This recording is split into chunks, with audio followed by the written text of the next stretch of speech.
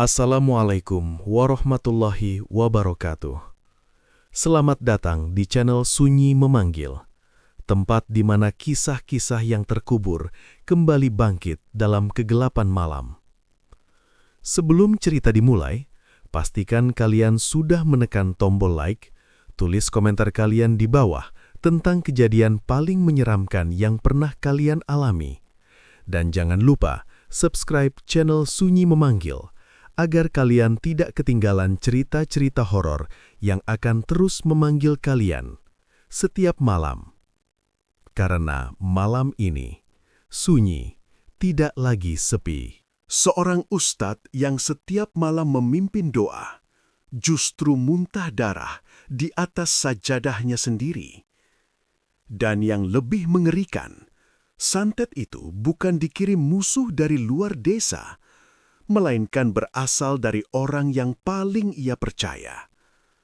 Siapakah pelakunya?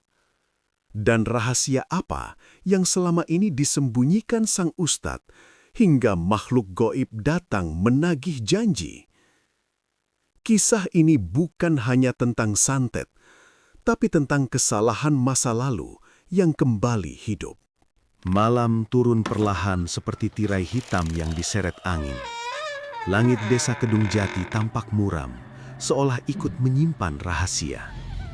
Dari masjid tua di tepi sawah, cahaya lampu minyak memantul pada dinding kayu yang mulai lapuk.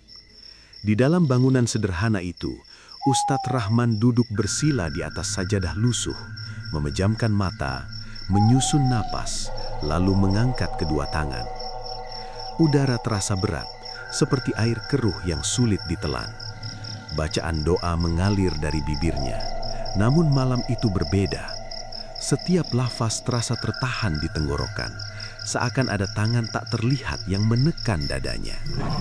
Ia menunduk lebih lama dari biasanya. Ketika dahinya menyentuh kain sajadah, tubuhnya bergetar. Panas menjalar dari perut menuju dada, lalu naik ke kepala. Rasa itu seperti bara api yang disiram minyak. Ustadz Rahman membuka mata, napas terengah, pandangannya berkunang-kunang. Bismillah, bisiknya lirih. Namun yang keluar dari mulutnya bukan suara biasa, melainkan desis pendek seperti ular terganggu. Seketika, cairan hangat mengalir dari hidungnya. Darah menetes ke sajadah, membentuk pola gelap seperti bunga aneh yang mekar di malam hari. Ia terkejut, bangkit tergesa, tetapi kakinya lemas. Tubuhnya jatuh terduduk, tangannya gemetar memegang dada. Detak jantung berdentum seperti gendang perang di ruang sempit. Dalam benaknya terlintas kenangan tentang pasien yang sering datang meminta doa perlindungan. Banyak dari mereka mengeluh diganggu makhluk tak kasat mata. Namun kini, rasa sakit itu seakan berpindah ke tubuhnya sendiri, seperti air sungai yang meluap dan menenggelamkan rumah penduduk. Ustadz Rahman berdiri perlahan, berjalan menuju tempat wudhu. Air dingin menyentuh wajahnya, tetapi panas di dalam dada tidak surut. Ia menatap pantulan dirinya di cermin buram. Kulit tampak pucat, mata cekung, seakan semalam suntuk tidak tidur. Ini hanya kelelahan, gumamnya, mencoba menenangkan pikiran. Namun suara lain berbisik di telinganya, lirih tetapi jelas, seperti daun kering yang digesek angin. Kau tidak sendirian. Ia menoleh cepat, ruangan kosong, lampu minyak bergoyang kecil, tidak ada siapapun, hanya suara jangkrik dari luar. Sejak malam itu, kejadian serupa terus terulang. Setiap selesai sholat malam, darah kembali keluar, panas kembali membakar perut, bau amis menempel di sajadah. Ustadz Rahman mencucinya berkali-kali, namun noda hitam seperti bayangan yang enggan pergi. Beberapa hari kemudian, santri bernama Fikri memperhatikan sesuatu yang ganjil. Saat membersihkan masjid, ia melihat sudut sajadah tampak menggembung, seolah ada benda tersembunyi di dalam lipatan kain.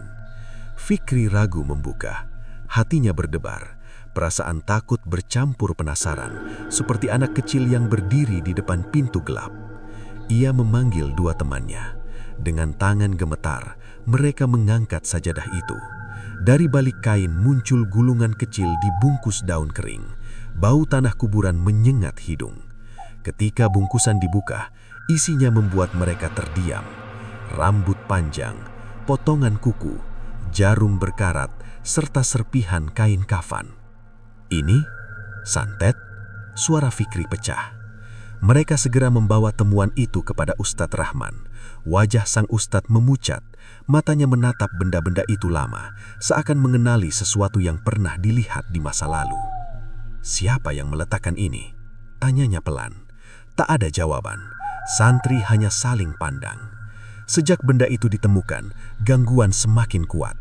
Ustadz Rahman sering mendengar langkah kaki di serambi rumah saat tengah malam. Kadang terdengar bisikan memanggil namanya.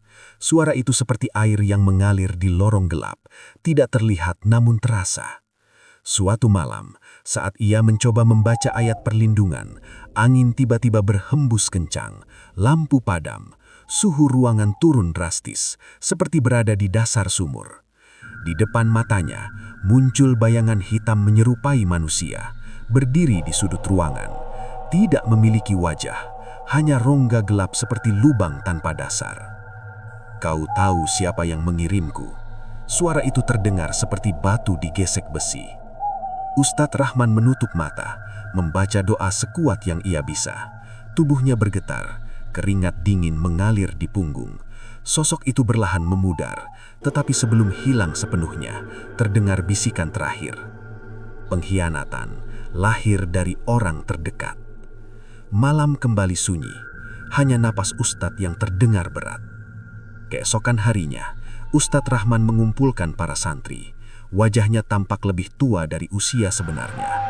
Ia menceritakan apa yang dialami tanpa menyebutkan rasa takut. Namun sorot matanya menyimpan kegelisahan, seperti api kecil yang siap membakar rumah jerami. Jika ada yang menyimpan dendam, lebih baik bicara sekarang, ucapnya tenang. Tak ada yang menjawab, semua menunduk. Di dalam hatinya muncul perasaan aneh. Santet ini bukan datang dari jauh, bukan dari musuh di luar desa. Sumbernya terlalu dekat, seperti ular yang bersembunyi di balik bantal. Bab pertama pun berakhir dengan satu kesadaran. Bahaya terbesar bukan selalu berasal dari kegelapan luar, melainkan dari hati manusia yang dipenuhi iri dan luka. Seperti api dalam sekam, tidak terlihat, namun mampu membakar segalanya ketika waktunya tiba. Subuh datang seperti kain putih yang menutup luka malam. Kabut tipis menyelimuti halaman pesantren, membuat pepohonan tampak seperti bayangan yang berdiri tanpa suara. Ustadz Rahman berjalan pelan menuju sumur tua di belakang rumah. Setiap langkah terasa berat, seolah tanah menahannya agar tidak bergerak lebih jauh. Air dari timba menyentuh wajahnya. Dingin, tetapi tidak mampu menghapus rasa panas yang masih bersarang di perut. Ia menatap pantulan dirinya di permukaan air. Wajah itu tampak asing, seperti potret seseorang yang telah melewati perjalanan panjang tanpa istirahat. Pikirannya berputar seperti roda pedati di jalan berbatu. Kalimat terakhir makhluk malam itu terus bergema. Pengkhianatan lahir dari orang terdekat. Kalimat tersebut menancap seperti duri di telapak kaki. Kecil, namun menyakitkan setiap kali melangkah. Pagi itu, kegiatan mengaji berjalan seperti biasa. Santri duduk bersila, membaca kitab dengan suara rendah. Namun suasana tidak lagi sama. Ustadz Rahman merasakan pandangan mereka berubah. Ada yang menatap dengan khawatir, ada pula yang terlihat gelisah seperti menyembunyikan sesuatu.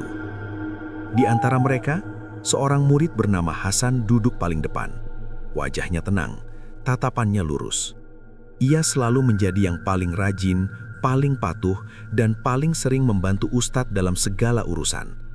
Hubungan mereka seperti ayah dan anak yang terikat oleh kepercayaan. Ustadz Rahman memandang Hasan lama. Dalam hatinya muncul keraguan yang terasa seperti menelan air asin. Tidak menyegarkan, malah menambah haus. Siang hari, seorang kiai sepuh datang berkunjung. Namanya Kiai Umar, dikenal mampu membaca tanda-tanda yang tidak terlihat oleh mata biasa. Rambutnya putih seperti abu sisa kayu terbakar, suaranya dalam seperti sumur tua. Setelah mendengar cerita, Kiai Umar meminta izin memeriksa masjid dan kamar Ustadz. Ia berjalan pelan, menyentuh dinding, mencium udara lalu berhenti di sudut tempat sajadah biasa digelar. "Jejak ini bukan kiriman orang jauh," katanya. "Ini seperti benih yang tumbuh dari tanah sendiri." Ustadz Rahman terdiam.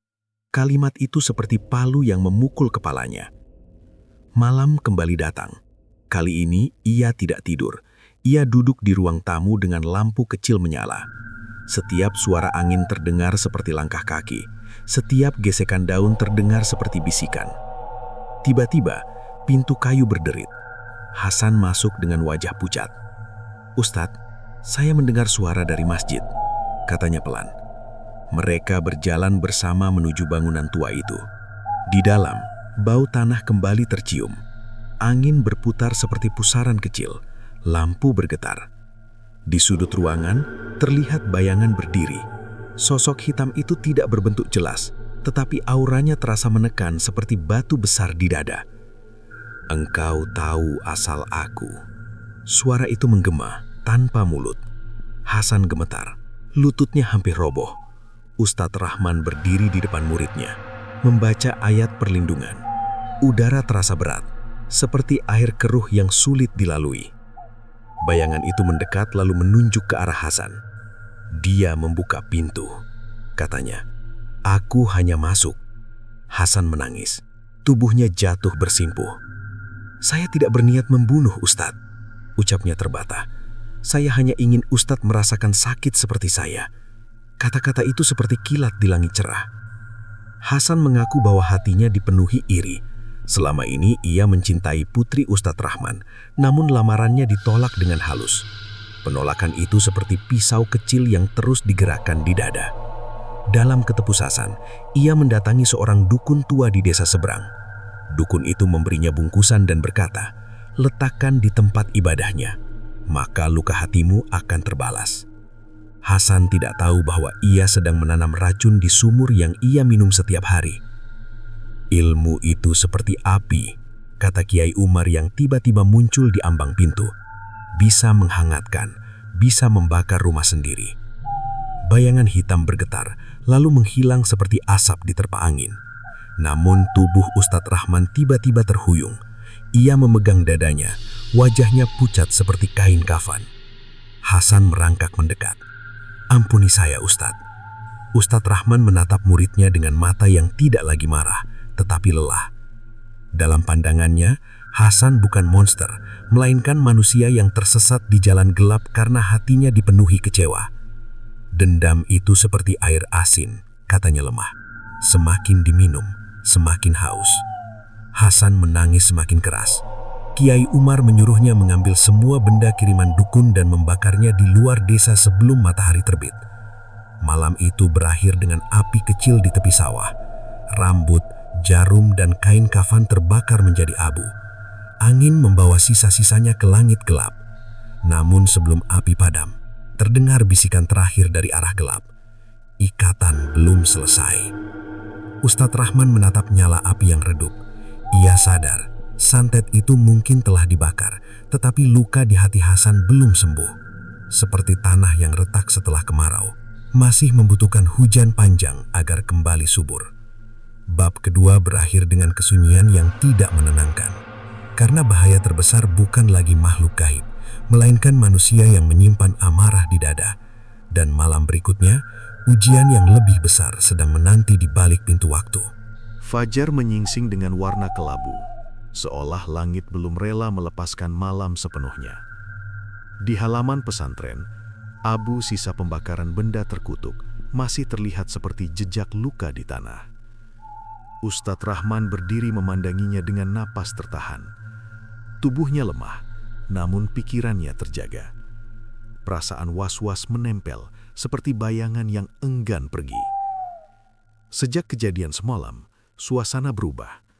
Udara terasa berbeda, bukan lagi berat oleh gangguan makhluk tak kasat mata, melainkan oleh rasa bersalah yang menggantung di antara manusia. Hasan tidak keluar kamar. Pintu biliknya tertutup rapat, seperti hati yang mengunci diri dari cahaya. Ustadz Rahman melangkah mendekat, mengetuk perlahan. Tidak ada jawaban.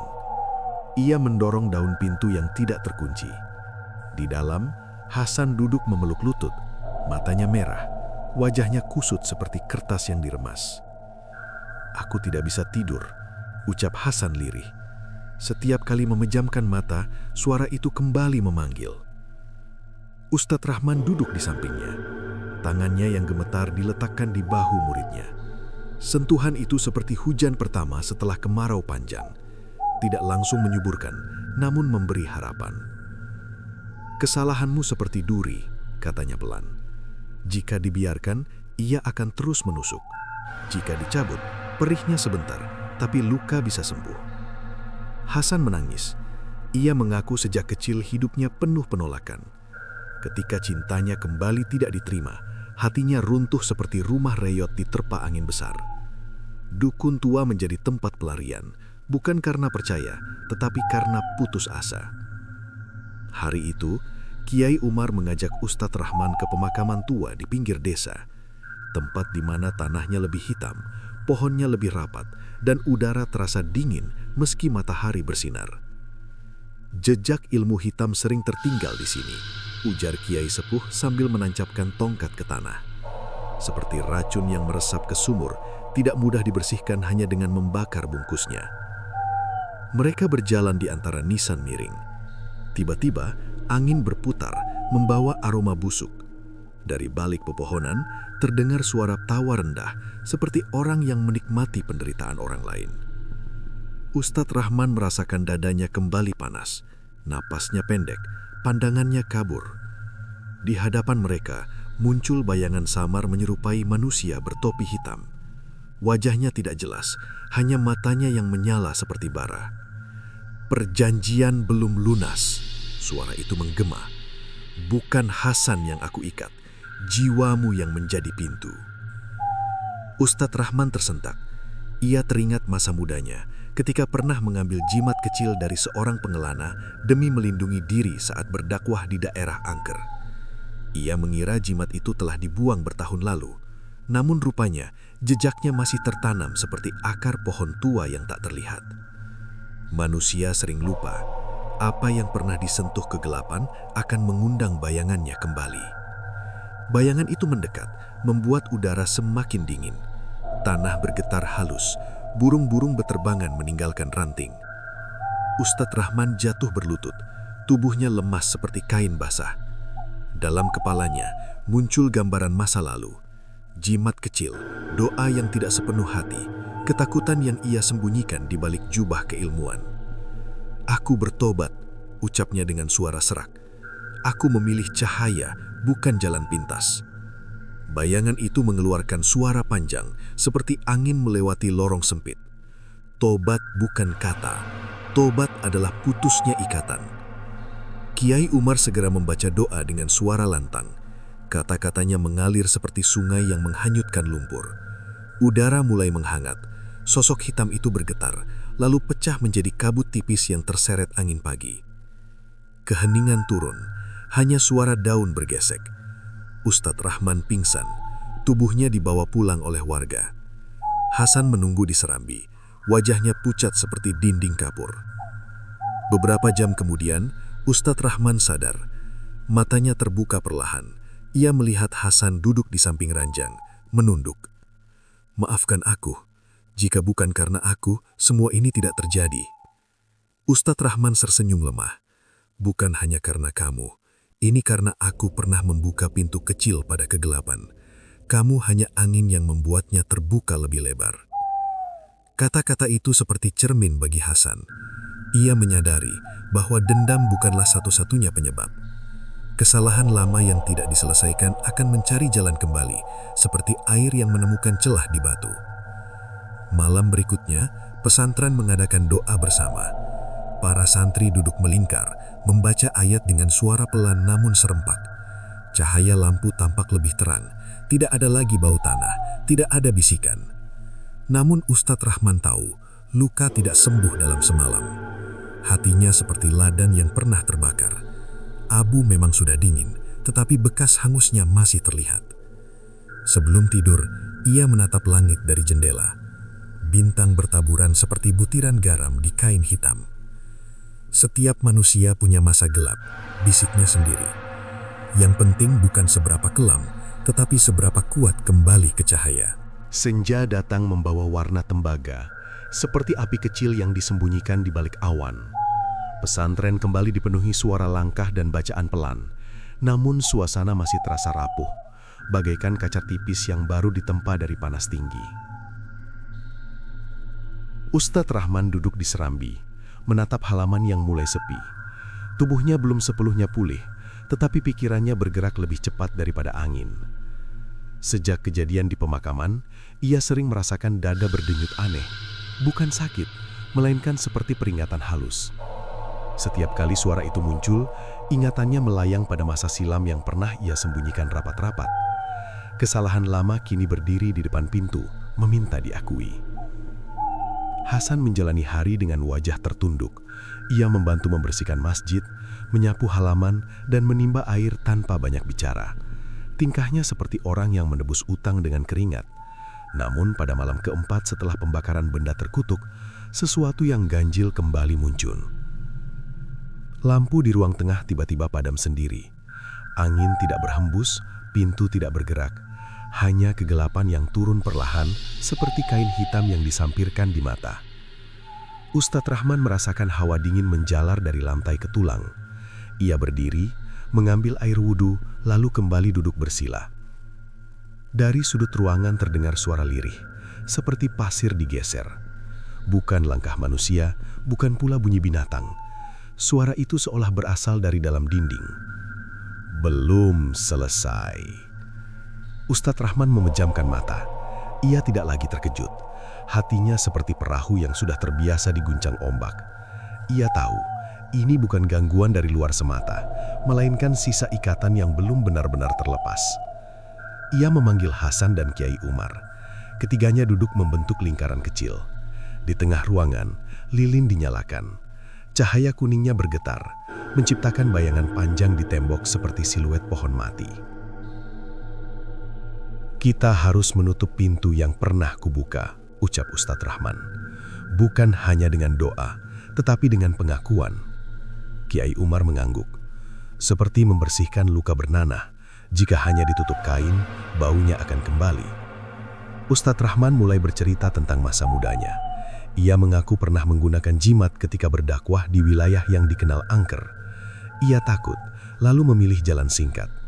Jimat itu memang memberi rasa aman, tetapi juga menanam benih ketergantungan. Walau sudah dibuang, jejaknya tertinggal, seperti bekas api di kayu kering. Hasan mendengarkan dengan mata berkaca. Ia sadar bahwa kesalahannya hanya mempercepat sesuatu yang sudah lama menunggu waktu. Tiba-tiba lilin padam. Udara menjadi berat. Dari lantai muncul kabut tipis. Bau tanah kembali menguar, lebih tajam dari sebelumnya. Di tengah kabut, tampak sosok tinggi tanpa wajah, berdiri diam seperti tiang gelap. Janji harus dibayar. Suara itu menggema tanpa arah. Ustadz Rahman berdiri dengan susah payah. Tangannya gemetar, tetapi suaranya mantap. Aku tidak lagi memilih jalan pintas. Ambillah semua sisa ikatan. Hasan menangis dan bersujud. Kiai Umar membaca doa dengan suara keras, seperti genderang yang memecah sunyi. Kata-kata suci mengalir deras, menyerupai hujan yang mengikis debu tebal. Sosok hitam itu bergerak mundur, kabut berputar seperti pusaran kecil. Suara jeritan terdengar samar, lalu menghilang bersama udara yang kembali hangat. Keheningan jatuh seperti embun. Ustadz Rahman terduduk, nafasnya teratur, dadanya terasa ringan. Ia menatap tangannya sendiri, seolah baru mengenalnya kembali. Namun malam itu belum berakhir. Ketika semua kembali ke kamar masing-masing, Ustadz Rahman mendengar langkah di luar jendela. Ia membuka tirai perlahan. Di halaman, tampak Hasan berdiri sendirian, menatap langit. "Apa yang kau pikirkan?" tanya Ustadz Rahman. Hasan menoleh. "Saya takut kegelapan itu kembali. Saya merasa seperti tanah retak yang belum disiram hujan." Ustadz Rahman tersenyum tipis. Hujan tidak datang sekaligus. Ia turun setetes demi setetes, begitu juga perubahan. Mereka duduk berdampingan di bangku kayu. Angin malam berhembus pelan, membawa aroma rumput basah. "Kau tahu," lanjut Ustadz Rahman, "kesalahan itu seperti bayangan. Ia tidak bisa diusir dengan berlari. Ia hilang jika kita berdiri di bawah cahaya." Hasan mengangguk. Kata-kata itu masuk ke dadanya seperti air jernih. Beberapa hari kemudian, desa kembali tenang. Tidak ada lagi bisikan, tidak ada lagi bau tanah. Namun bagi Ustadz Rahman, ketenangan itu bukan hadiah gratis, melainkan hasil dari keberanian membuka luka lama. Ia menyadari satu hal, santet bukan hanya benda yang dikirim orang lain. Santet juga bisa berupa ketakutan, iri, dan jalan pintas yang disimpan dalam hati. Selama manusia tidak membersihkannya, kegelapan akan selalu menemukan celah. Pada malam terakhir bab ini, Ustadz Rahman berdiri di depan masjid, menatap langit yang bersih. Bintang terlihat jelas, seperti lampu kecil yang dipasang satu persatu oleh tangan tak terlihat. "Cahaya tidak pernah jauh," bisiknya, "hanya tertutup oleh kabut pikiran." Bab keempat berakhir dengan kesadaran baru. Perjuangan melawan santet bukan hanya melawan makhluk gaib, melainkan melawan diri sendiri. Dan pertarungan paling berat bukan terjadi di luar, tetapi di ruang terdalam hati manusia. Tempat keputusan kecil bisa menyalakan api atau memadamkannya. Pagi menyapa pesantren dengan cahaya pucat, seperti senyum tipis setelah tangis panjang. Daun-daun di halaman masih basah oleh embun, seolah bumi baru selesai membersihkan dirinya. Ustadz Rahman melangkah keluar dari kamar dengan tubuh lebih ringan, tetapi jiwanya belum sepenuhnya tenang. Ia merasa seperti orang yang baru keluar dari sungai deras, selamat namun masih mendengar gemuruh air di telinga. Sejak malam pengakuan itu, gangguan tidak lagi muncul dalam wujud bayangan. Namun, ketenangan justru terasa mencurigakan, bagaikan danau yang tampak tenang tetapi menyimpan pusaran di dasarnya. Ustadz Rahman paham, ujian belum benar-benar berakhir. Ia hanya berpindah bentuk. Hasan mulai kembali mengajar santri kecil membaca huruf demi huruf. Suaranya pelan, seperti takut melukai udara.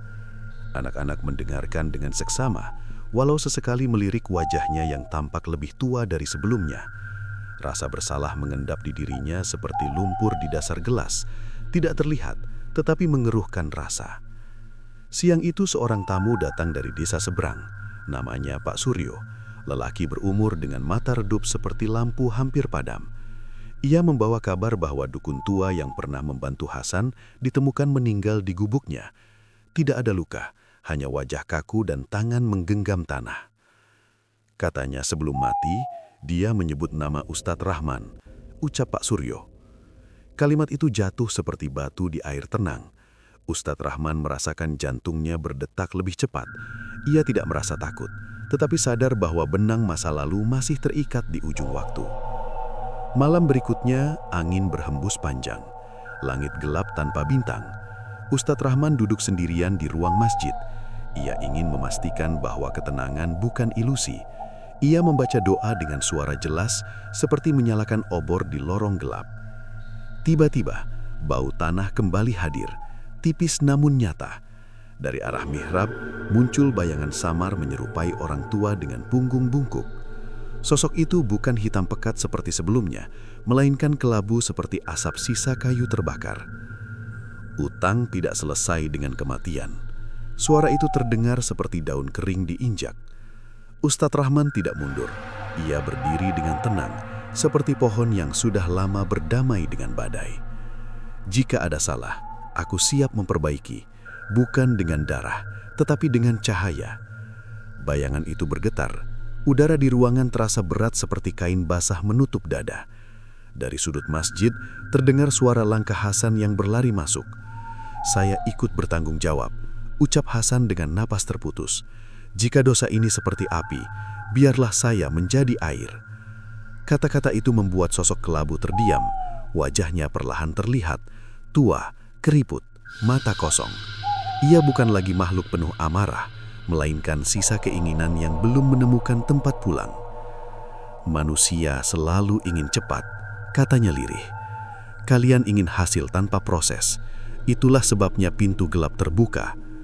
Ustadz Rahman merasakan perih di dadanya, bukan karena sakit, tetapi karena sadar. Ia teringat masa mudanya, Hasan teringat kecewanya, dan bayangan itu teringat keserakahannya. 3 jalan salah bertemu dalam satu malam. Kiai Umar datang membawa air doa. Ia memercikannya ke lantai, ke dinding, ke arah sosok kelabu. Cahaya lilin bergetar seperti jantung yang berdebar. Sosok itu perlahan memudar, meninggalkan udara yang terasa lebih lapang. Namun sebelum hilang, ia berkata, "Jika kalian ingin bebas, jangan ulangi jalan singkat, bangun jembatan dengan sabar, bukan dengan api." Keheningan kembali, tidak ada lagi bau tanah, tidak ada suara aneh, hanya napas manusia yang tersisa. Beberapa hari kemudian, Ustadz Rahlan mengajak Hasan pergi ke rumah keluarga dukun tua itu.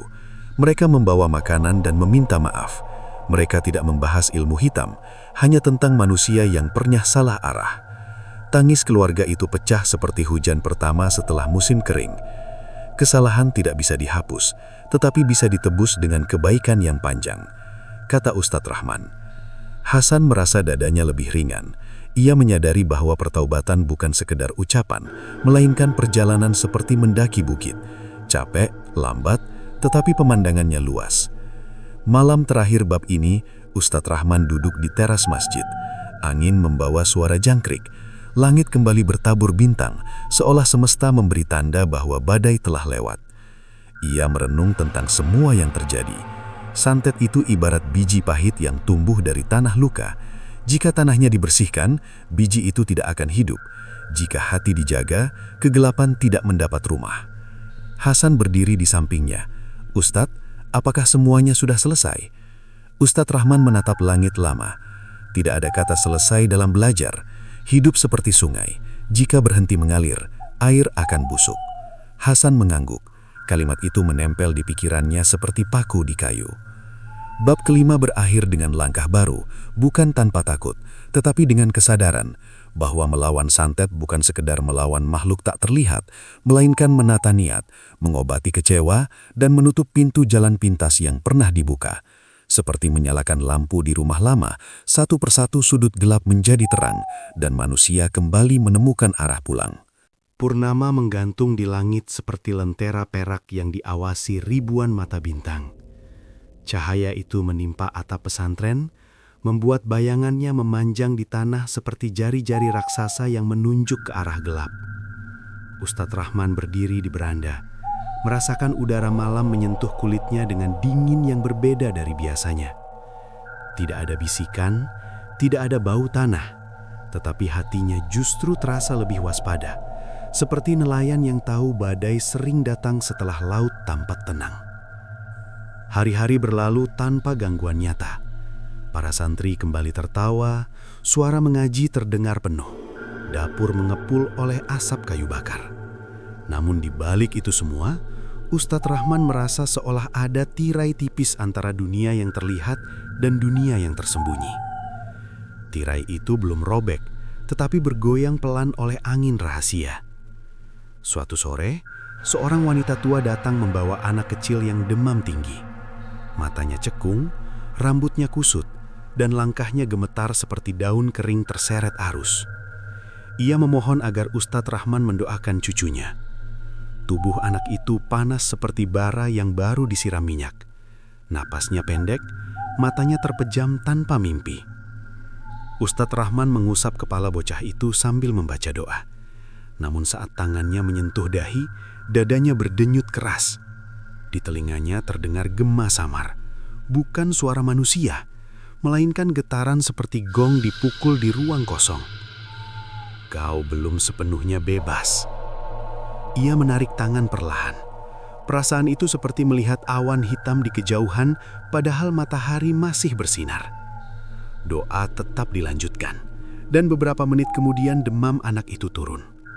Wanita tua berterima kasih sambil menangis, lalu pergi meninggalkan halaman yang kembali sunyi. Malam datang membawa rasa tidak nyaman. Ustadz Rahman bermimpi berjalan di padang luas yang terbakar matahari. Di tengah padang itu, berdiri pintu kayu tanpa dinding. Ketika ia mendekat, pintu terbuka sendiri, memperlihatkan bayangan dirinya yang lebih muda, memegang jimat kecil, dan tersenyum dengan mata penuh takut. Ia terbangun dengan napas berat. Keringat membasahi leher. Mimpi itu seperti cermin retak yang memantulkan kesalahan lama. Ia sadar, sisa ikatan belum benar-benar terlepas. Hanya berubah rupa, dari wujud kasar menjadi bayang halus yang bersembunyi di pikiran. Keesokan harinya, Kiai Umar datang membawa kabar. Desa seberang mengalami banyak sakit aneh. Orang-orang melihat sosok kelabu di sawah setiap malam. Ustadz Rahman mengangguk, seperti asap dari api yang padam tetapi masih menyimpan panas. Mereka bersepakat untuk mendatangi desa itu. Perjalanan dilakukan menjelang senja. Jalan setapak diapit ladang jagung yang bergoyang pelan. Udara terasa tebal, seperti napas lama yang tidak pernah dihembuskan. Di ujung desa itu, mereka melihat seorang lelaki duduk di bawah pohon beringin. Tubuhnya kurus, wajahnya pucat.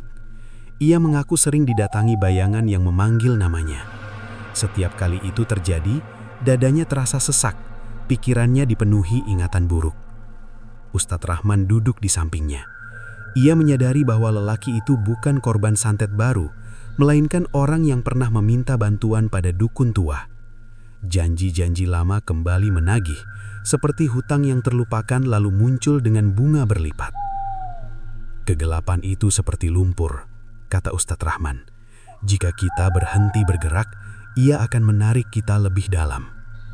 Mereka mengajak lelaki itu membaca doa bersama. Suara ayat mengalir seperti sungai kecil yang mencari jalan di antara batu. Angin berembus, membawa bau rumput basah. Perlahan lelaki itu menangis. Tangisnya bukan karena takut, melainkan karena sadar telah memilih jalan pintas yang berujung panjang. Saat doa selesai, bayangan kelabu muncul sebentar di kejauhan, lalu pecah seperti kabut diterpa matahari. Udara terasa lebih ringan, desa itu kembali bernapas. Dalam perjalanan pulang, Ustadz Rahman terdiam lama. Ia menyadari bahwa peristiwa ini bukan tentang dirinya semata, melainkan tentang jejak kesalahan yang menyebar seperti benih liar. Jika tidak dicabut, ia akan tumbuh di tanah orang lain. Sesampainya di pesantren, ia mengumpulkan para santri. Ilmu bukan hanya untuk mengusir makhluk tak terlihat, ucapnya. Ilmu adalah lentera agar kita tidak tergelincir ke jurang yang sama. Hasan mendengarkan dengan mata fokus. Ia merasa seolah cerita itu juga miliknya.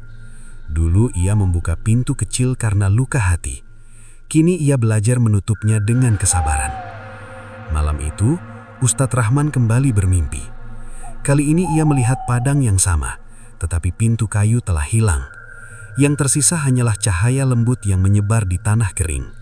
Ia berjalan tanpa beban, seperti orang yang akhirnya melepaskan karung berat dari punggung. Ketika bangun, dadanya terasa lapang. Tidak ada lagi getaran aneh, tidak ada gema misterius. Ia seperti perahu yang akhirnya menemukan dermaga setelah lama terombang-ambing. Ia berdiri di jendela, menatap fajar. Warna oranye menyapu langit seperti kain hangat yang menutup malam. Dalam hatinya tumbuh keyakinan baru. Kegelapan memang bisa datang dari masa lalu, tetapi masa depan selalu memberi pilihan lain. Bab ke-6 berakhir dengan langkah yang lebih mantap. Ustadz Rahman memahami bahwa perjuangan melawan santet bukan tentang satu pertempuran, melainkan rangkaian perjalanan. Seperti menanam pohon di tanah tandus, hasilnya tidak terlihat esok hari, tetapi akarnya bekerja diam-diam di bawah permukaan. Dan selama manusia terus menanam cahaya, bayangan hanya akan menjadi saksi, bukan penguasa. Angin pagi berhembus lembut seperti tangan ibu yang membelai dahi anaknya. Pesantren terasa hidup kembali. Suara ayam, denting alat dapur, serta langkah santri menyatu menjadi irama baru yang menenangkan. Namun, di balik ketenangan itu, Ustadz Rahman menyadari bahwa perjalanan belum sepenuhnya selesai. Ia seperti pelaut yang telah melewati badai besar, tetapi masih harus mengarungi laut panjang sebelum mencapai pelabuhan. Beberapa hari setelah kunjungan ke desa seberang, seorang pemuda bernama Arif datang dengan wajah pucat dan mata kosong. Ia duduk di serambi tanpa bicara lama, hanya menatap lantai seakan takut melihat langit. "Saya merasa diikuti," katanya akhirnya. Bayangan itu muncul setiap senja. Ia berdiri di dekat rumah, lalu menghilang ketika malam tiba. Ustadz Rahman mendengarkan dengan sabar. Hatinya terasa seperti tanah yang menerima hujan deras. Ia tahu, kisah Arif bukan kebetulan. Ini adalah sisa gelombang dari peristiwa lama, seperti riak air setelah batu besar dilempar ke sungai. Arif mengaku pernah meminta bantuan kepada dukun tua untuk melariskan dagangannya. Saat itu, pikirannya gelap oleh kebutuhan. Janji manis lebih mengarik daripada jalan panjang penuh usaha. Kini, ketika dukun itu telah tiada, perjanjian lama bangkit seperti bayang masa silam yang menuntut jawaban. Kesalahan itu seperti benih liar, ucap Ustadz Rahman. Jika tidak dicabut, ia tumbuh di ladang hati. Malam itu, mereka pergi ke rumah Arif. Langit tampak keruh, bulan tertutup awan. Di halaman rumah, udara terasa berat. Seolah ada sesuatu yang berdiri di antara pepohonan, meski mata tidak mampu melihat jelas. Ketika doa mulai dibacakan, terdengar suara rendah seperti desahan panjang. Lampu minyak bergetar, tirai bergerak sendiri, padahal tidak ada angin. Arif menggigil, tangannya dingin seperti batu sungai. Lepaskan aku. Suara asing terdengar bukan dari luar, melainkan dari dada Arif sendiri. Ustadz Rahman merasakan getaran di jantungnya. Ia menyadari bahwa makhluk itu bukan sekedar gangguan, melainkan pantulan dari rasa takut yang belum dihadapi. Ia mendekat, menatap Arif dengan lembut. Jika engkau ingin bebas, jangan lari. Hadapi kesalahanmu seperti menatap matahari pagi. Silau, tetapi memberi terang. Arif menangis. Ia mengakui segala yang pernah ia lakukan. Ia menyesal, bukan karena takut mati, melainkan karena sadar telah menggadaikan jiwanya demi keuntungan cepat. Tangisnya seperti hujan di tanah kering, memecah kerasnya lapisan debu. Perlahan, suara aneh itu mereda. Lampu kembali stabil. Udara terasa lingan, seolah rumah itu baru dibuka dari penjara panjang. Setelah kejadian itu, Ustadz Rahman duduk sendirian di masjid. Ia merasa lelah, bukan di tubuh, melainkan di jiwa. Setiap orang yang datang membawa kisah hampir sama. Jalan singkat, rasa putus asa, lalu penyesalan. Hasan menghampiri. Mengapa semua ini terjadi, Ustadz? Mengapa kegelapan selalu kembali? Ustadz Rahman tersenyum tipis. Karena manusia sering lupa bahwa luka batin lebih berbahaya daripada luka tubuh. Kita mengobati yang terlihat, tetapi mengabaikan yang tersembunyi. Hasan terdiam. Kata-kata itu seperti cermin yang memantulkan wajahnya sendiri. Malam berikutnya, Ustadz Rahman bermimpi berada di sebuah ladang luas. Di tengah ladang, berdiri banyak pintu kayu. Setiap pintu mengarah ke tempat berbeda. Sebagian menuju taman hijau, sebagian menuju lorong gelap. Ia melihat orang-orang berlari memilih pintu gelap karena terlihat lebih dekat, sementara pintu menuju taman tampak jauh dan memerlukan langkah panjang. Ketika terbangun, ia memahami arti mimpi itu. Santet, dukun, dan makhluk gelap hanyalah pintu. Yang memilih masuk adalah manusia sendiri karena tidak sabar menunggu hasil dari jalan terang. Keesokan hari, ia mengumpulkan warga dan santri.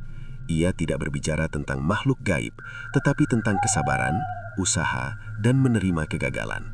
Suaranya tenang, seperti air yang mengalir di sungai kecil. Hidup bukan lomba lari.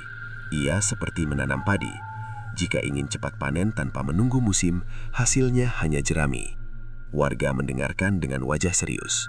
Beberapa menunduk, menyadari kesalahan yang pernah dibuat. Pada malam terakhir bab ini, Ustadz Rahman berjalan sendirian ke halaman pesantren. Langit cerah, bintang bertaburan. Ia merasakan damai yang tidak datang tiba-tiba, tetapi tumbuh perlahan seperti tunas setelah hujan. Ia sadar, tugasnya bukan hanya mengusir bayangan, melainkan menyalakan lampu di hati manusia. Santet akan selalu ada selama ada ketakutan dan keputusasaan. Namun, cahaya juga akan selalu ada selama ada yang mau belajar berjalan perlahan. Bab ke-7 berakhir dengan langkah yang lebih bijak. Ustadz Rahman memahami bahwa perlawanan terbesar bukan melawan makhluk tak terlihat, melainkan melawan dorongan untuk mengambil jalan pintas.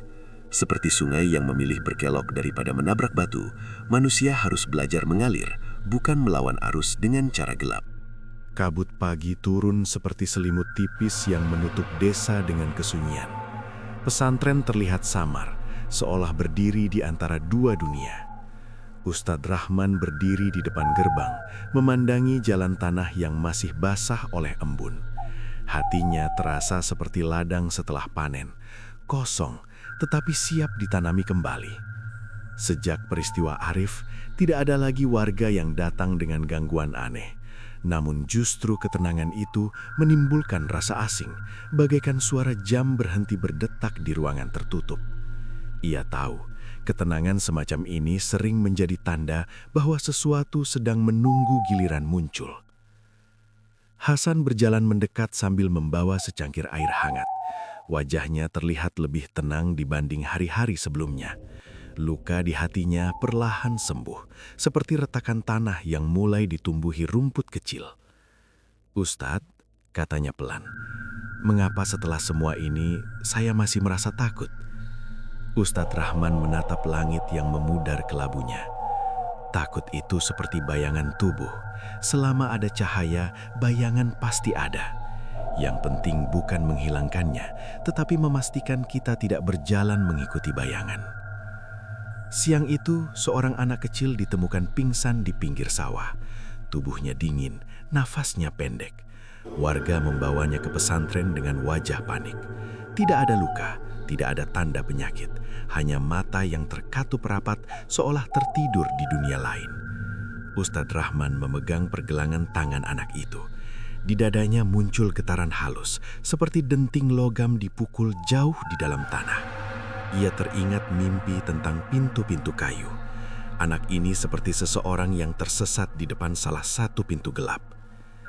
Ia mulai membaca doa dengan suara lembut. Hasan dan para santri mengikutinya. Udara di ruangan terasa bergerak pelan, seperti air di mangkuk yang disentuh jari. Wajah anak itu perlahan berubah lebih tenang. Kelopak matanya bergetar. Ketika sadar, anak itu menangis. "Saya melihat orang berdiri di tengah sawah," katanya terbata. "Dia memanggil saya agar mendekat. Katanya ada hadiah." Ustadz Rahman menghela napas panjang. Itu bukan hadiah, melainkan umpan, seperti ikan yang melihat kilau besi lalu melupakan kail di baliknya. Malam hari, Ustadz Rahman pergi ke sawah tempat anak itu ditemukan. Bulan setengah menggantung, menerangi hamparan padi seperti kain perak. Angin membawa suara serangga, tetapi ada satu bagian ladang yang terasa lebih sunyi, seperti lubang di tengah bunyi. Di sana, ia melihat bayangan berdiri di antara tanaman. Tidak sepenuhnya hitam, tidak pula jelas. Sosok itu tampak seperti manusia yang kehilangan bentuk. "Kau masih datang," suara itu terdengar, bukan marah, melainkan lelah. "Aku tidak datang untuk bertarung. Aku datang untuk menutup jalan yang salah." Bayangan itu bergerak mendekat. Udara menjadi dingin, seperti pintu kulkas yang terbuka lama. "Manusia selalu membuka jalan ini. Aku hanya penjaga." "Penjaga atau penipu?" tanya Ustadz Rahman. Sosok itu terdiam. "Aku hidup dari pilihan mereka." Ustadz Rahman memahami maknanya. Makhluk itu bukan sumber utama kegelapan, melainkan cermin dari niat manusia. Jika tidak ada yang memanggil, ia tidak akan datang. Jika tidak ada yang meminta, ia tidak memiliki tugas. Jika tidak ada yang memilih jalanmu, kau akan pergi sendiri. Ia duduk di pematang sawah dan membaca doa panjang. Kata-katanya mengalir seperti air yang membersihkan lumpur. Angin berembus lebih hangat. Bayangan itu perlahan memudar, seperti lukisan yang terkena hujan. Ketika kembali ke pesantren, Ustadz Rahman merasa tubuhnya ringan, namun pikirannya penuh. Ia sadar, perlawanan bukan lagi tentang mengusir makhluk, melainkan tentang menjaga manusia agar tidak membuka jalan yang salah. Keesokan hari, ia mengajak para santri berjalan ke sawah dan ladang. Ia tidak mengajar kitab, tetapi mengajak mereka melihat benih padi yang baru tumbuh. "Lihat," katanya, "padi tidak langsung menjadi nasi. Ia perlu waktu, hujan, dan kesabaran. Jalan cepat hanya menghasilkan ilusi kenyang." Para santri mengangguk. Hasan memandang tanah dengan mata berbeda. Ia seperti melihat masa lalunya sendiri di setiap batang kecil yang baru muncul dari lumpur. Malam berikutnya, Ustadz Rahman bermimpi lagi. Ia berada di ruangan luas tanpa dinding. Di tengah ruangan terdapat cermin besar. Ketika ia melihat ke dalamnya, tidak ada bayangan gelap, hanya wajahnya sendiri yang tersenyum tenang. Ia terbangun dengan dada lapang. Ia mengerti bahwa bab ini bukan tentang ketakutan, melainkan tentang tanggung jawab. Cahaya bukan hanya untuk dirinya, tetapi untuk sekitar. Seperti api unggun di tengah hutan, kecil namun cukup untuk menunjukkan arah pulang. Sebelum tidur, ia menulis di buku catatan tua. Jika manusia menutup jalan gelap, makhluk bayangan akan kehilangan rumah. Jika hati memilih sabar, kegelapan tidak punya tempat singgah. Bab ke-8 berakhir dengan langkah yang semakin mantap. Ustadz Rahman tidak lagi merasa seperti korban, melainkan penjaga jalan. Ia paham bahwa santet, gangguan, dan bayangan hanyalah ujian bagi pilihan manusia. Seperti perahu di sungai bercabang, arah ditentukan bukan oleh arus, tetapi oleh tangan yang memegang kemudi. Fajar terakhir datang dengan cahaya lembut seperti kain putih yang dibentangkan di atas luka lama. Pesantren berdiri tenang, tidak lagi diselimuti rasa curiga atau bisikan tak terlihat. Ustadz Rahman keluar dari kamarnya sambil menghirup udara pagi yang segar. Hatinya terasa seperti tanah setelah hujan panjang, basah, bersih, dan siap menerima benih baru. Hari itu terasa berbeda. Tidak ada tamu membawa kisah gangguan, tidak ada kabar bayangan di sawah, tidak ada suara aneh dari sudut bangunan. Keheningan hadir bukan sebagai ancaman, melainkan sebagai sahabat. Ia menyadari bahwa perjalanan panjang yang penuh ujian kini sampai pada tepi pemahaman. Hasan membantu menyiapkan sarapan untuk santri. Gerakannya ringan, wajahnya tidak lagi dipenuhi rasa bersalah. Ia seperti orang yang selesai melewati lorong sempit, lalu menemukan lapangan luas di hadapannya. "Ustadz," katanya, "mengapa hari ini terasa begitu lapang?" Ustadz Rahman tersenyum. "Karena kita tidak lagi membawa beban yang tidak perlu, seperti perahu yang membuang jangkar saat hendak berlayar." Siang hari warga desa berkumpul di halaman pesantren. Mereka datang bukan karena takut, melainkan ingin mendengar nasihat terakhir tentang semua peristiwa yang telah berlalu. Ustadz Rahman berdiri di depan mereka, bukan sebagai orang yang menang atas kegelapan, melainkan sebagai manusia yang belajar dari luka. "Kita sering mengira musuh datang dari luar," ucapnya tenang. Padahal yang paling berbahaya adalah ketergesaan, iri, dan keputusasaan di dalam diri. Santet hanyalah bayangan dari pilihan itu. Jika pilihan berubah, bayangan kehilangan bentuk. Kata-katanya jatuh seperti biji padi ke tanah subur. Warga terdiam, sebagian menunduk, sebagian mengangguk. Malam terakhir bab ini tiba dengan langit penuh bintang. Ustadz Rahman berjalan sendiri menuju masjid tua tempat semuanya bermula.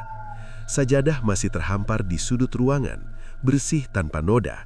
Ia duduk bersila, memejamkan mata dan mengingat setiap kejadian.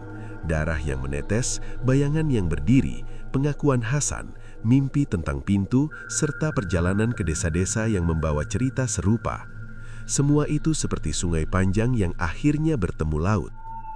Tiba-tiba, udara di ruangan berubah hangat. Tidak ada bau tanah, tidak ada suara kasar. Yang hadir hanya rasa damai, seperti musik tanpa bunyi. Di hadapannya muncul cahaya samar berbentuk siluet manusia, bukan makhluk gelap, bukan pula bayangan mengancam. "Apa yang kau cari?" tanya Ustadz Rahman tanpa takut. "Akhir," jawab suara itu lembut, "dan kau telah memberinya." Ia mengerti bahwa ini bukan musuh, melainkan sisa dari perjalanan panjang yang hendak berpamitan. Seperti asap terakhir dari kayu yang selesai berbakar. Kegelapan hidup karena manusia memanggilnya, lanjut suara itu. Kini panggilan itu berhenti. Cahaya perlahan menghilang, ruangan kembali seperti biasa. Tidak ada bekas, tidak ada jejak, hanya ketenangan yang tertinggal. Ustadz Rahman membuka mata, dadanya terasa lapang, seolah ruang di dalamnya dibersihkan sepenuhnya. Ia bangkit, melangkah keluar masjid dan menatap langit yang penuh bintang. Ia teringat analogi yang pernah ia ucapkan, hidup seperti sungai bercabang. Kini ia tahu, sungai itu tidak pernah salah arah, manusialah yang memilih belokan. Hasan datang menghampiri.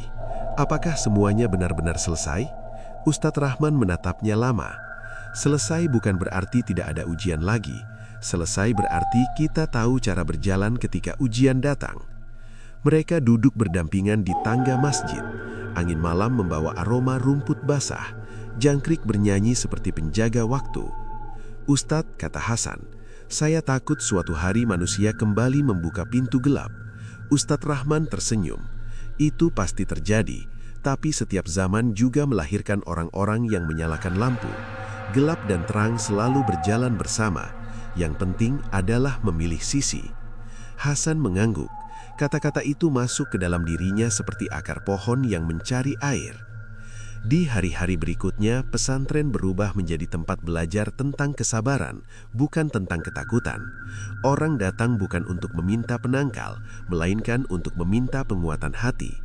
Cerita santet yang dulu menakutkan kini menjadi kisah peringatan, seperti papan di tepi jurang yang bertuliskan, "Hati-hati melangkah."